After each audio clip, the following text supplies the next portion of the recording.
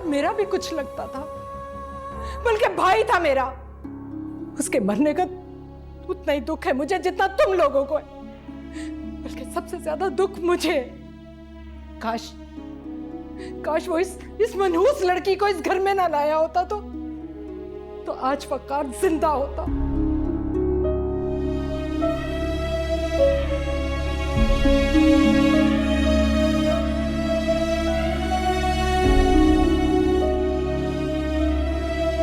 मेरा आपसे मिलना और बात करना बहुत जरूरी है। बड़ी नवाजिश होगी अगर थोड़ा सा वक्त निकाल लें आप मेरे लिए। शहर के बारे में बात करनी थी आपसे।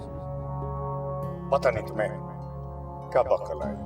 भाई साहब आप इस वक्त जो भी कहें, मुझे आपसे मिलना है। मुझे आपको बहुत कुछ बताना है। मम्मा ने शहर के सामने 50 साल का बुड्ढा खड़ा कर दिया है। बाबा आप मुझे बताएं, मैं शहर की जगह होती तो क्या आप मेरी शादी एक 50 साल के बुड्ढे से होने देते? भाईजान मैं आपसे शहर के सिलसिले में एक बात करने आया। शहर बहुत छोटी है, मासूम है। एजाज के जाने के बाद वो हमारी जिम्मेदारी है। एजाज की बेटी की शादी के सारे फैसलों का इख्तियार राबिया को दे चुका। और मेरा फैसला ये है कि शहर की शादी वहीं होगी जहां मैं तय कर चुकी हूं।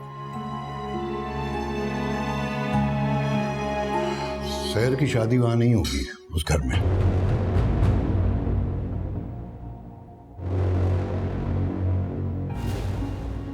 क्यों? आप ऐसा क्यों कह रहे हैं? बस मैंने जो कह दिया सो कह दिया।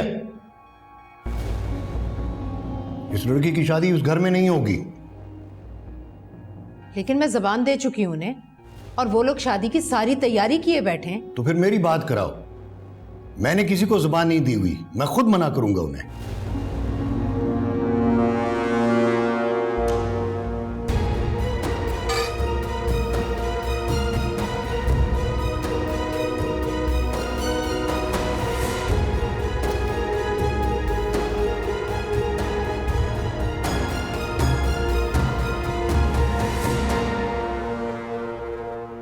अरे तो उस लड़की के सामने तो आपने मेरी इज्जत 2 कौड़ी की करके रख दी इफ्तिखार साहब। आपको अगर इनकार ही करना था ना तो अकेले में भी तो बात कर सकते थे आप मुझसे। मेरी हैसियत, मेरी बात तो सिफर होकर रह गई उसके सामने। हाँ, ये गलती हुई है मुझसे और मैं इस पर नादिम भी हूं। लेकिन शहर की शादी वहां नहीं होगी। और अब इस बात पर तुम मेरे साथ बहस नहीं करोगी। तुम अच्छी तरह जानती हो कि मैं एक ही बात को बार बार सुनने का आदी नहीं हूं। लेकिन इफ्तिखार साहब आप ये लाइट ऑफ कर देना।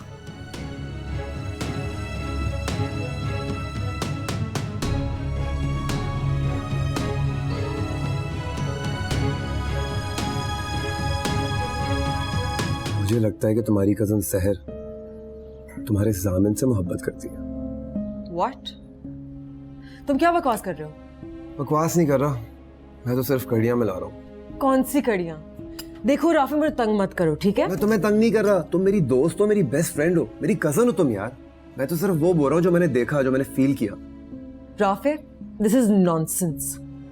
हो ही नहीं सकता। मैं तुम्हें सच बताऊं, जिस दिन उसने मुझसे शादी करने से इनकार किया था ना, मैं उसी वक्त डाउट में आ गया था। तुम क्या फजूल बातें कर रहे हो? It's not possible. तुम्हें मेरी बात फजूल लगनी भी चाहिए, क्योंकि तुम जामिन पर आंखें बंद करके एतबार करती हो। And I am really happy for you. ऐसा ही होना चाहिए। लेकिन यार, लेकिन क्या? मुझे इतनी टेंशन देकर अब अपनी बकवास बात कंप्लीट तो कर लो। आंखें बंद करके मोहब्बत में एतबार करने का जमाना गया।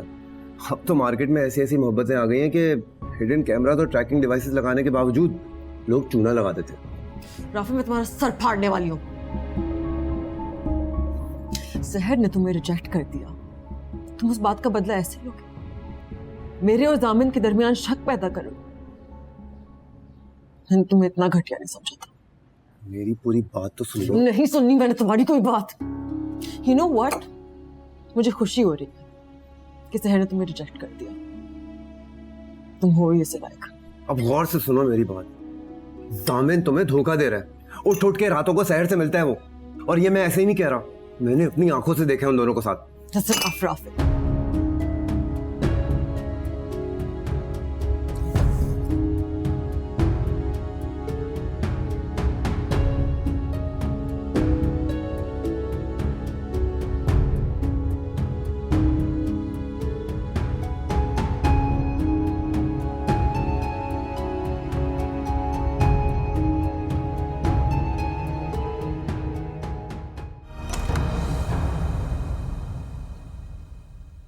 जामिन,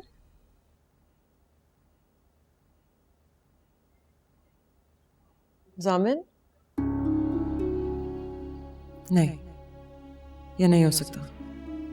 राफी ने जामिन के बारे में जो कहा था वो सच नहीं हो सकता।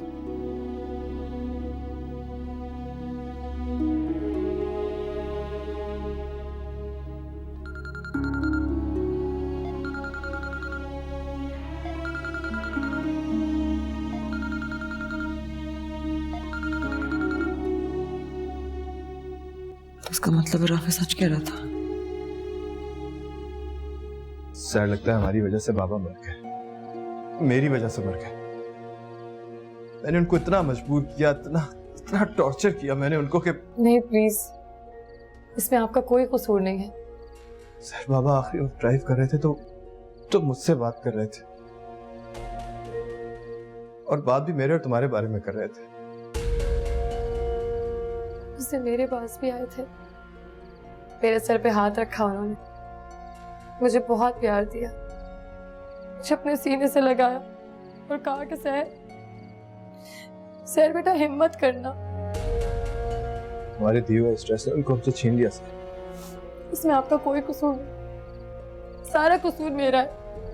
राबिया ताई बिल्कुल ठीक कहती है, ना मैं यहाँ आती ना वकार था इस आजमाइश में पड़ते। उनकी मौत की जिम्मेदार मैं हूँ, इसलिए हर वक्त।